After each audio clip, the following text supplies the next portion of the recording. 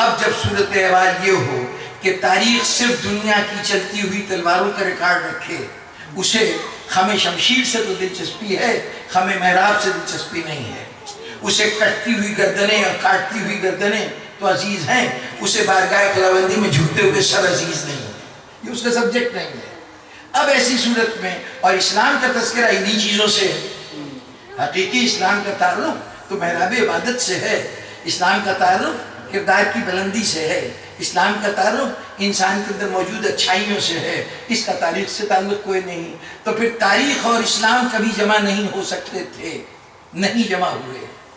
یہ اس مرحلے پر ایک شخصیت پیدا ہوئی جس کا نام حسین ہے۔ امام حسین علیہ السلام نے سب سے پہلے تو اپنے آپ کو تاریخ میں اتنی اہمیت دی کہ مورخ حسین کو نظر انداز نہیں کر سکتا۔ صورت احوال یہ ہے کہ امام حسین علیہ السلام نے ایک جنگ لڑی، وہ جنگ چند افراد کی چھوٹی سی جماعت تھی، مقابلے میں پوری شہنشاہیت، اس کا پورا اقتدار تھا۔ اس اقتدار سے امام حسین علیہ السلام ٹکرائے۔ اب اس ٹکرانے کے نتیجے میں، اس سے پہلے تاریخ میں ہمیشہ ہوتا رہا کہ اتنی چھوٹی سی جماعت، وہ اس کو نظر انداز کر دیا گیا، وہ بالکل چند لمحوں میں اس کو ختم کر دیا گیا، کسی کو یاد بھی نہیں رہا کہ کوئی آدمی یا کوئی گروہ ایسا بھی تھا جو ایک عظیم الشان طاقت سے ٹکرایا تھا۔ جب دو بڑی طاقتیں ٹکراتی ہیں تو تاریخ اس کو موضوع بنا لیتی ہے، لیکن جب کوئی چھوٹی سی جماعت بڑی جماعت کے ہاتھوں میں اس سے ٹکر لے لے اور نتیجے میں کچھ دی جائے، مٹا دی جائے، ختم کر دی جائے، تاریخ اس کی پرواہ بھی نہیں کرتی۔ نہ معلوم ظلم کی کتنی داستانیں ہیں جو تاریخ نے منتقل ہی نہیں کی۔ انہوں نے کہا کہ یہ بادشاہوں کی کامیابیاں تھیں کہ ان کے مقابلے میں جو مخالفت کی آواز اٹھی انہوں نے کچل دیا۔ کربلا بھی ایک ایسی ہی آواز تھی، چند افراد پر مشتمل کچھ لوگ ہیں جو ایک ایسی بات کہہ رہے ہیں جو حکومت کے منشا کے خلاف ہے، یا حکومت جو کچھ چاہ رہی ہے اس کو وہ ماننے کے لیے تیار نہیں ہے۔ روز کا معمول کا واقعہ تھا، لیکن سب سے بڑی بات یہ ہوئی کہ ہر دفعہ اس قسم کے تصادم کے نتیجے میں اکثریت کامیاب ہو جاتی تھی، اقلیت کو شکست ہوتی تھی، بڑی طاقت رہ جاتی تھی، چھوٹی طاقت اپنا وجود کھو بیٹھتی تھی۔ یہ کربلا دنیا کا واحد واقعہ تھا کہ اتنی چھوٹی سی جماعت تھی، ہر طرح کی بے سر و سامانی کے ساتھ، دنیا کے تمام ساز و سامان رکھنے والی مملکت کے ساتھ اس نے ٹکر لی، اور اس ٹکر کے نتیجے میں کسی معجزے نے دخل نہیں دیا، کسی غیر معمولی کیفیت سے نے سامنے آ کے مدد نہیں کی۔ کربلا پوری کی پوری انسانی قوتوں سے لڑی گئی، اس کے اندر کوئی غیر انسانی یا ماودود طبیعتی کوئی میٹا فزیکل فورسز جو تھی وہ کام میں نہیں آئی ہیں۔ لیکن نتیجہ کیا ہوا؟ نتیجہ حیران کن ہے کہ بادشاہ اور طاقت اپنے سارے وسائل استعمال کر کے ناکام ہو گئی۔ اس چھوٹی سی جماعت نے، وہ اس کی اسٹریٹجیکل امپارٹنس تھی، اس کی قیادت کی خوبیاں تھیں کہ بہر طور جو اپنے گول تھے ان سب گولز کو اچیو کیا۔ امام حسین نے جو مقاصد ان کے تھے ان سب کو اچیو کیا۔ آپ دیکھ لیجئے امام حسین السلام اب وہ مقاصد کیا تھے اور امام نے کیسے اچیو کیا، یہ سب تفصیلات تو اس وقت نہیں بیان ہو سکتی۔ اتنی سی بات پیش نظر رہے کہ امام حسین علیہ السلام نے جو جنگ لڑی وہ کامیاب جنگ ہے۔ کل کی ایک گفتگو میں نے وضاحت سے عرض کیا تھا کہ کامیابی کی جتنی علامتیں ہیں وہ سب کربلا کے اندر موجود ہیں امام حسین کی طرف۔ یہ ان کا ذکر جو لوگ کرتے ہیں ان کو وہ زمانے کی مخالفتوں کے باوجود شکست کھانے والا چاہتا یہ ہے کہ اس کا ذکر نہ ہو، لوگوں کے سامنے اس کا بیان نہ ہو۔ فتح پانے والا چاہتا ہے اس کی فتح کا اعلان عام ہو۔ اب ذرا دیکھ لیجئے کہ اعلان عام کون کر رہا ہے اور ذکر کو دبا کون رہا ہے، چھپا کون رہا ہے۔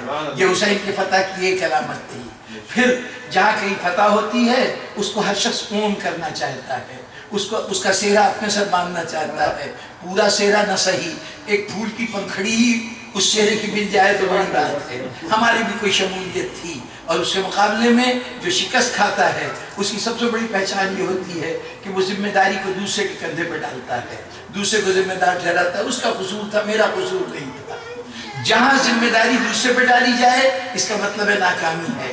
جہاں جہاں ہر شخص یہ کہے کہ اس کے اندر میں شریک ہوں، میرا بھی حصہ ہے، اس کا مطلب فتح کی داستان ہے۔ دیکھ لیجئے کربلا کو اون کرنے والے کتنے ہیں اور کربلا سے کی ذمہ داری کو دوسرے پہ ڈالنے والے کتنے ہیں۔ یزید کہہ رہا ہے سارا قصور ابن زیاد کا ہے، ابن زیاد کہہ رہا ہے سارا قصور عمر ابن سعد کا ہے، اور آج بھی یہ کہا جا رہا ہے یہ جو روتے پیٹتے ہیں انہوں نے امام حسین کو قتل کیا ہے، یہ بھی ایک رویہ پایا جاتا ہے۔ مطلب یہ کہ کل بھی یزید قتل حسین کی ذمہ داری کوئی نہیں قبول کر رہا تھا، آج بھی ذمہ داری کوئی قبول نہیں کر رہا ہے۔ اس کا مطلب ہے قتل حسین وہ جرم تھا جو انسانیت کبھی بھی اس کو معاف نہیں کر سکی جو اس کا مجرم ہے۔ یزید کے دفاع میں کوئی بات کہی گئی تو یہ نہیں کہا گیا کہ اگر یزید نے حسین کو مار دیا تو کون سی بڑی بات ہے، حسین نے بغاوت کی تھی، یزید نے بغاوت کو کچل دیا، جو عام طور پر تاریخ ایسے موقعوں پہ کہتی کہ فلاں باغی تھا اس کی بغاوت کو کچل دیا گیا۔ صدیاں گزر گئیں، آج تک یزید کا دفاع پیش کیا جاتا ہے تو یہ کہہ کر کہ یزید کا کربلا کے واقعے سے تعلق نہیں تھا، یعنی کربلا جرم ہے، جو کربلا میں کیا وہ جرم ہے، اس کے سلسلے میں کوئی دوسری رائے نہیں ہے، صرف بحث یہ ہے کہ کون مجرم تھا، کس کا ہاتھ تھا یا نہیں تھا۔ یعنی یزید کا دفاع کرنا ہے تب بھی کربلا کو اس کے دامن سے جدا کرو تب اس کا دفاع ہو سکتا ہے۔ یہ ممکن نہیں ہے کہ وہ کربلا کا اقدام بھی کرے اور اس کے بعد اس کو مجرم نہ کہا جائے۔ تو اس کا مطلب یہ ہے کہ آج تک صورتحال یہ ہے کہ یزید جو ہے وہ ناکاموں میں شمار ہو رہا ہے، حسین کامیاب ہیں۔ اب یہ کامیابی انہوں نے کیسے حاصل کی ہے، یہ بہت اور ہر تاریخ کے طالب علم کا سب سے دلچسپ موضوع ہونا چاہیے، اور اگر نہیں موضوع تب بھی کم از کم کربلا بار بار آواز دیتا ہے کہ اگر کہیں تم قلت کے اس طرح سے شکار ہو جاؤ جیسے کربلا والے قریب تھے، اور تمہارے مقابلے میں اتنی بڑی قوت ہو جو یزید کی طرح سے تمام وسائل رکھتی ہو، اس وقت تمہیں اگر اپنے مقاصد حاصل کرنے ہیں، اس وقت اگر اپنی جنگ کو فتح میں تبدیل کرنا ہے تو تمہیں کربلا کا مطالعہ ضرور کرنا پڑے گا۔ وہ تاریخ جو جنگوں کو موضوع بناتی تھی، حسین نے اس کی توجہ دلائی کہ اگر جنگوں میں کامیابی حاصل کرنی ہے تو حسین سے سبق سیکھو، اپنے مقاصد کو حاصل کرنا ہے تو حسین سے سبق سیکھو۔ اب تاریخ کے لیے مجبوری ہو گئی کہ وہ کربلا کو نظر انداز نہیں کر سکتی۔ اچھا، کربلا کے موضوعات تھے چلتی ہوئی تلواریں، بہتا ہوا خون، کربلا کے اندر بھی ساری چیزیں موجود تھیں، چنانچہ تاریخ کے اندر کربلا کی شمولیت کی گنجائش تھی، لیکن اب حسین نے عجیب کام کیا، کربلا کو اس انداز سے ترتیب دیا کہ تاریخ کربلا کو نظر انداز نہیں کر سکتی، اس کو بہر صورت اپنا موضوع بنائے گی، لیکن موضوع بنائے گی تو کیا کرے گی؟ کیا کربلا میں وفا کے ان مظاہروں کو فراموش کر دے گی جو حضرت عباس اور حضرت علی اکبر اور حضرت مسلم بن عقیل اور حضرت حبیب بن مظاہر کے کرداروں سے نظر آ رہا ہے؟ کیا وہ اس سچائی کو ان کا ایسے رد کر سکتی ہے کہ حسین نے ان برستے تیروں کے درمیان ظہر کی نماز کیسے ادا کی؟ کیا کربلا میں اس سجدے کو نظر انداز کیا جا سکتا ہے جو سرزمین کربلا پہ امام حسین نے سر انجام دیا؟ اب تک تاریخ کے موضوع یہ چیزیں نہیں تھیں، یہ سارے مذہب کے موضوع تھے، دین کا موضوع تھے، تاریخ کو دلچسپی نہیں تھی۔ اب پہلی مرتبہ تاریخ میں ان تمام چیزوں کا ذکر ہو رہا ہے جو تاریخ کا موضوع نہیں ہوتے تھے۔ اب تاریخ میں سجدوں کو نظر انداز نہیں کیا جا سکتا، کربلا میں ہونے والے باہمی روابط کو نظر انداز نہیں کیا جا سکتا، ایک دوسرے کے رشتوں کو۔ تاریخ تو یہ کہہ رہی تھی کہ حکمران کا کوئی رشتہ نہیں ہوتا، حاکم کا کوئی عزیز نہیں ہوتا، وہی تاریخ مجبور ہے کہ کربلا کے رشتوں کو جلی حروف سے لکھے، دیکھو بہن بھائی میں ایسا رشتہ ہوتا ہے، باپ بیٹے میں ایسے روابط ہوتے ہیں، بھائی بھائی کے ساتھ وفاداری کا مظاہرہ کرتا ہے۔ وہ تمام موضوعات جو مذہب کے موضوعات تھے، تاریخ اس سے بچ بچ کے نکل رہی تھی۔ کربلا نے تاریخ کو روک لیا، خبردار جتنے موضوعات میرے ہیں وہ سب تمہارا موضوع بنیں گے۔ پہلی مرتبہ دین کو تاریخ کا موضوع بنانا یہ حسین کا کارنامہ۔ آج تک تاریخ حسین کی ممنون ہے کہ جس تاریخ نے کبھی مذہب کے تمام اصولوں کو، ذرا کردار کی عظمت تاریخ کا حصہ رہی ہے، لیکن کربلا نے بتایا آؤ جب تم اس کا ذکر کرو گے تو حسین کے صبر و استقامت کی بات کرو گے، حسین کی بلند کرداری کی بات کرو گے، اس عزم خصوصی کا ذکر کرو گے کہ اگر کسی کے سامنے باطل نے کہا ہے کہ سر جھکا لو، وہ سر جھکانے سے کیسے انکار کرتا ہے، کیسے سے بات قدم کا مظاہرہ کرتا ہے حق کی سربلندی کے لیے، یہ صرف کربلا کے تذکرے نے سکھایا۔ یعنی اب تک تاریخ اسلام نہیں لکھی گئی تھی، کربلا نے پہلی مرتبہ تاریخ کو اسلامی تاریخ بنایا، پہلی مرتبہ اسلام کو اس میں شامل کیا ہے، چنانچہ تاریخ کا صفحہ صفحہ حسین کا اس اعتبار سے مضمون ہے۔ بلکہ یوں کہیے کہ مذہب کا ہر شعبہ ممنون ہے کہ حسین تو نے ہمیں تاریخ بنا دیا. اور اگر وہ تاریخ سمجھی جاتی جو اس سے پہلے پیش کی جا رہی تھی تو اسلام دنیا میں آج اپنے کو عالمی مذہب کے طور پہ نہیں دکھا سکتا تھا. کیا ہوا؟ حسین کے اس تاریخ کو اس اپنے کردار کو تاریخ بنا دینے کا نتیجہ کیا ہوا؟ پوری مسلم تاریخ ایک طرف رکھ دیجئے اور پھر نسل انسانی کو دعوت دیجئے.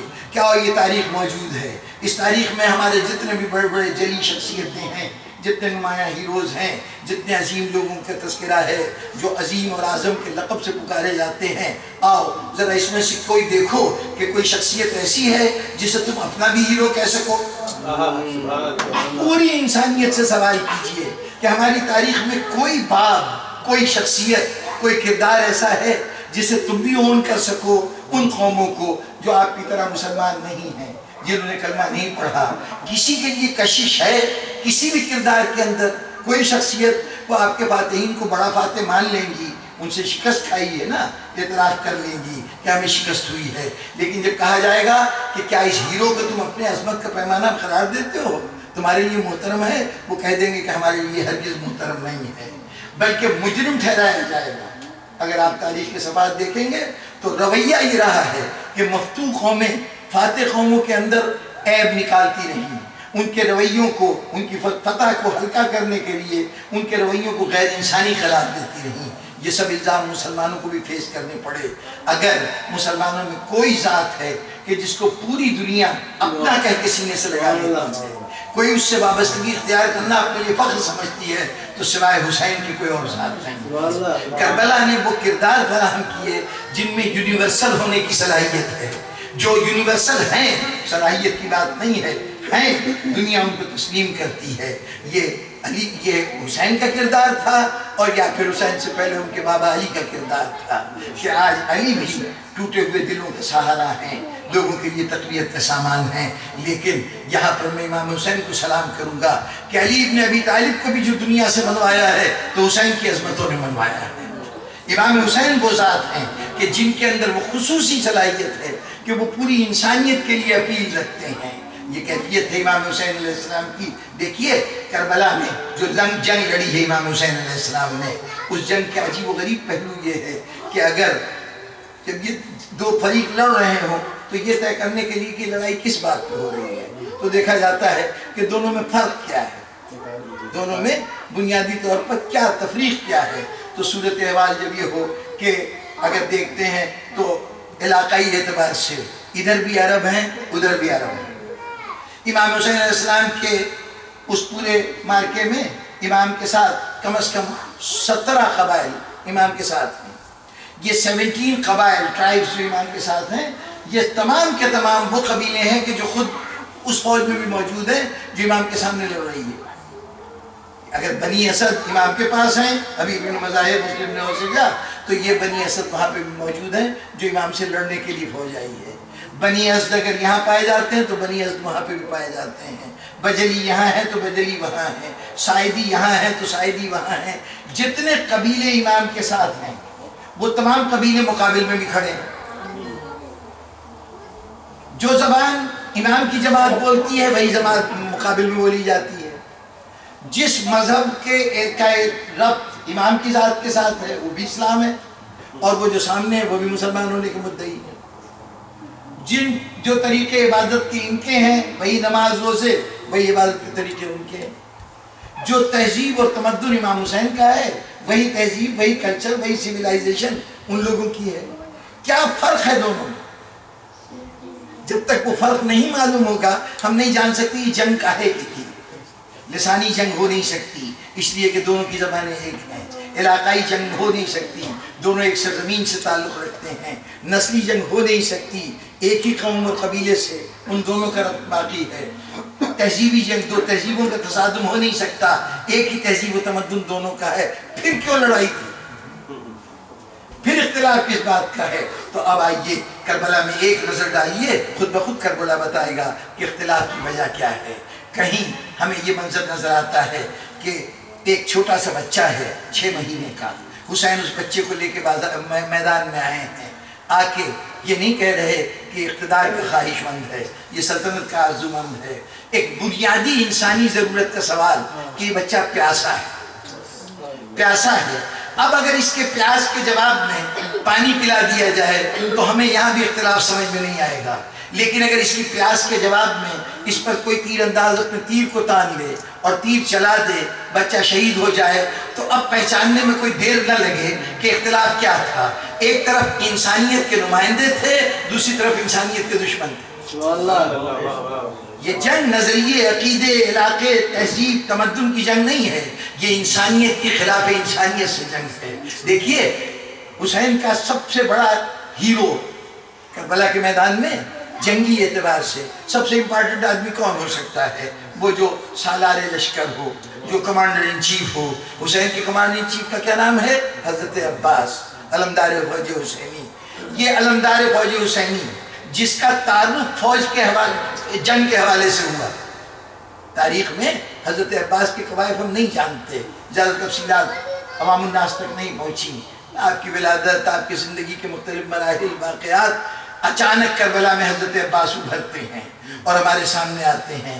کربلا کے ساتھ ساتھ یہ حضرت عباس کی کہانی ختم ہو جاتی ہے، لیکن میدان جنگ میں وجود میں آنے والا کردار، میدان جنگ میں وجود میں آنے والا کردار، اس کی کیفیت کیا ہے؟ پہلی تو بات یہ ہے کہ کربلا میں جس وقت میدان میں لڑنے کے لیے جا رہا ہے، وہ جو ایک فوج کا جنرل ہے، جو فوج کا سالار ہے، جو علمدار ہے، میدان میں جا رہا ہے کس لیے؟ فوج مخالف کی گردنیں کاٹنے، ان کے لاشوں کے پشتے کے پشتے لگانے، ان کو قتل و غارت کرنے کے لیے نہیں۔ اس کے کاندھے پہ پڑا ہوا ایک مشکیزہ یہ کہہ رہا ہے کہ کچھ بچے پیاسے ہیں، وہ ان کی پیاس بجھانے جا رہا ہے، ان کے لیے پانی کے حصول کے لیے جا رہا ہے۔ انسان کی ایک بنیادی ضرورت کے لیے میدان جنگ کا مرکزی کردار جنگ لڑنے نہیں جا رہا ہے، انسانی ضرورتوں کی تکمیل کے لیے جا رہا ہے، بچوں کی پیاس بجھانے جا رہا ہے۔ تو اب اس کا مطلب یہ ہے کہ یہ ساری جنگ انسانیت کی جنگ ہے، انسانیت کی سبب۔ انسان نے اس سے پہلے ایسی کوئی جنگ نہیں دیکھی جو صرف انسانیت کے نام پہ لڑی جائے، اور اس کا نتیجہ یہ ہے، ذرا دیکھیے میدان جنگ کا ہیرو ہے نا عباس، میدان جنگ کا ہیرو ہے۔ اصولاً تو یہ ہونا چاہیے تھا کہ اگر آج اس ذات سے ہمیں کچھ عقیدت ہوتی تو جب کبھی کسی میدان میں ہم قدم رکھ رہے ہوتے، سامنے کوئی بڑا دشمن ہوتا، تو ہم کہتے یا عباس ہماری مدد کے لیے آئیے، اس دشمن پہ قابو پانا ہے، آپ کی مدد ہمیں چاہیے۔ کہیں ہمارے پاس اسلحہ نہ ہوتا، ہم کہتے عباس آپ اپنی قوت سے ہمارے لیے اسلحہ بن جائیے، ہم دشمن کو شکست دے سکیں۔ لیکن آج عباس باب الحوائج ہے، جس کے پاس حاجتیں لے کے دنیا جا رہی ہے۔ کون سی حاجتیں لے کے دنیا جا رہی ہے؟ جس کی اولاد نہیں ہے وہ کہہ رہا ہے یا عباس اولاد مل جائے، جو بیمار ہے وہ کہہ رہا ہے شفا مل جائے، جو نادار ہے وہ کہہ رہا ہے رزق مل جائے۔ ذرا دیکھیے ساری انسانی ضرورتیں اس سے مانگی جا رہی ہیں جو فوج کا ہیرو ہے، کردار فوج کا ہے، فوجی ہے۔ اس سے جا کے انسان اپنی وہ حاجتیں بیان کر رہا ہے جو اس کی زندگی کے پیش آنے والی دشواریاں ہیں، ان کا ذکر کر رہا ہے۔ بس یہ حاجتیں بتا رہی ہیں کہ کربلا والے انسان کے مسائل حل کرنے کے لیے میدان میں آئے ہیں، انسانوں کو خون بہانے کے لیے نہیں آئے ہیں۔ پورے کربلا کا کردار منفرد کردار ہے۔ تاریخ میں یہاں بھی خون بہا ہے، یہاں بھی تلوار چلی ہے، لیکن یہاں تلوار چلی ہے انسانیت کی سربلندی کے لیے، انسانیت کی عظمت کے لیے۔ پہلی مرتبہ انسانی ہیرو ہمیں کربلا میں نظر آئے۔ کیا کہنے اس عباس کے، بس دو چار جملے کہہ دوں۔ یہ عجیب و غریب شخصیت ہے، بظاہر میدان جنگ کا ہیرو، لیکن کربلا ہی کے اندر جو کربلا کے افراد ہیں ان سب کے لیے عباس جنگجو نہیں ہے، تلوار چلانے والا نہیں ہے، بلکہ عجیب عجیب کیفیتیں ہیں۔ سکینہ کو اگر امید ہے کہ کوئی پانی کا وسیلہ امکان موجود ہے تو ساری آرزو عباس سے وابستہ ہے۔ حسین کو اگر اپنی کمر میں قوت محسوس ہو رہی ہے تو عباس کے دم سے محسوس ہو رہی ہے۔ حسین کے فوجیوں کو اپنی جگہ طاقت محسوس ہو رہی ہے تو عباس کی وجہ سے ہو رہی ہے۔ زینب کو اگر اعتماد ہے کہ اس دشمنوں کے نرغے میں بھی ان کو کوئی نقصان نہیں پہنچ سکتا تو یہ عباس کی ذات گرامی ہے۔ عجیب چیز ہے عباس، دلوں کی دھڑکن بنا ہوا، ہر ایک کی احساس بنا ہوا۔ جناب زینب نے جو رد عمل ظاہر کیا ہے، جب عباس گئے نا دریا کی طرف، جب روانہ ہوئے ہیں تو ایک مرتبہ زینب نے اس وقت عباس سے کہا تھا بھیا جا تو رہے ہو، ذرا بیٹھ جاؤ، تمہیں ایک روایت سنانا چاہتی ہوں۔ ایک حدیث سنانا چاہتی ہوں. حضرت عباس دوزانو ہو کے بیٹھ گئے. ایسا لگا کہ درس حدیث ہونے جا رہا ہے اور بنت علی یہ درس دینے جا رہی ہے. جناب زینب مخاطب ہوئی, بھیا عباس جب تم ابھی پیدا نہیں ہوئے تھے, ایک دن رسول کی کنیز ہے جنکا نام ام ایمن ہے جنہوں نے حضور کو گود میں کھلایا ہے. کہنے لگی کہ ام ایمن نے ایک دن مجھے گود میں کھلاتے ہوئے کہا کہ بیٹی تمہارے نانا کہتے ہیں کہ تمہارے بازوؤں میں رسی باندھی جائے گی. نانا کہتے ہیں کہ تمہارے بازوؤں میں رسی باندھی جائے گی. مجھے یہ بات بڑی عجیب لگی تھی, میری سمجھ میں یہ بات نہیں آئی تھی. جب تم پیدا ہوئے تو میں دل میں سوچتی تھی جس کا عباس جیسا بھائی ہو اس کے بازو پہ کون رسی باندھے گا, کون رسی باندھے گا. لیکن جب بابا علی کا دنیا سے جانے کا وقت آیا تھا تو میں نے بابا سے پوچھا تھا, بابا وہ ام ایمن جو روایت بتاتی ہے وہ درست ہے؟ تو مولانا نے روتے ہوئے کہا تھا, ہاں بیٹی جو کچھ سنا ہے تم نے صحیح سنا ہے. اس وقت سے بھی مجھے سمجھ میں نہیں آتا تھا کہ کون ہے جو زینب کے بازو میں رسی باندھے. لیکن بھیا عباس اب جو تم کہہ رہے ہو نا, میں جا رہا ہوں, مجھے یقین ہو گیا میرے بازو میں رسی باندھی جائے گی. ایک طرف یہ کیفیت تھی, عباس گئے ہیں نا دریا پہ تو وہاں ایک وقت آیا کہ عباس کا علم جو ہے وہ نظر آنا بند ہو گیا تھا. علم گر پڑا. فوجوں کے نرقے میں عباس تو نہیں دکھائی دے رہے تھے, البتہ علم دکھائی دے رہا تھا. جب علم کا دکھائی دینا بند ہوا نا تو ایک طرف کچھ تھے جن کی امیدیں بندھ گئیں اور کچھ کی امیدیں ٹوٹ گئیں. جن کی امیدیں بندھی تھیں وہ ننھے ننھے بچے تھے جنہیں یہ احساس تھا کہ اب شاید پانی ہم تک پہنچ جائے گا. اور جن کی امیدیں ٹوٹ گئی تھیں وہ جناب زینب تھی کہ جنہوں نے بیویوں کو بلا کے کہا تھا, بیویوں اب تک میں تم سے کہہ رہی تھی کہ تمہارے پردے کی زینب محافظ ہے, میں نے جو وعدہ کیا تھا وہ وعدہ پورا نہیں کر سکتی. جس بھائی پہ ارمان تھا وہ بھائی دنیا میں نہیں رہا. جس کی امید ابھی باقی تھی وہ سکینہ تھی کہ بچوں سے کہہ رہی تھی گھبراؤ نہیں, میرا چچا ابھی آئے گا, چچا پانی لائے گا.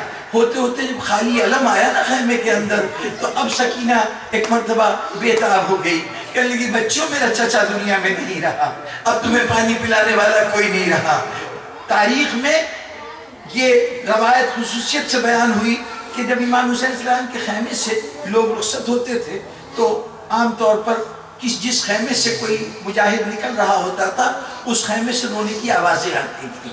وہاں اس سے تعلق رکھنے والے افراد ہوتے تھے, اس کے رونے کی آواز آتی تھی. ایک امام کے خیموں سے ایسی شخصیت نکلی کہ تمام خیموں سے صدائے گریہ بلند ہونے لگی, ہر شخص رونے لگا. اچھا جب وہ روانہ ہوا میدان میں گریہ کی صدا آئی اور جس وقت اس کی لاش آئی ہے تو ایسا لگتا تھا کہ بیویاں خیموں سے باہر نکل آئیں گی, بےتاب ہو کے نکل آئیں گی. لیکن یہ کس کی لاش تھی, یہ کون جانے والا تھا؟ جانے والا علی اکبر تھا. جب گیا تھا تب بھی گریہ بلند ہوا تھا, جب واپس آئی یہ لاش تب بھی گریہ بلند ہوا ہے. لیکن جب عباس گئے ہیں نا تو کیفیت کی ہوئی کہ پورا مجمع, پورے خواتین وہ تو پس پردہ رو رہی تھی, بچے باہر نکل آئے تھے, عباس کے گھوڑے کے ساتھ لپٹ کر رو رہے تھے. پورے کربلا میں گریہ کی صدا بلند تھی. اتنے میں حسین خالی علم لے کے آئے, علم لے کے آئے, سناٹا طاری ہو گیا.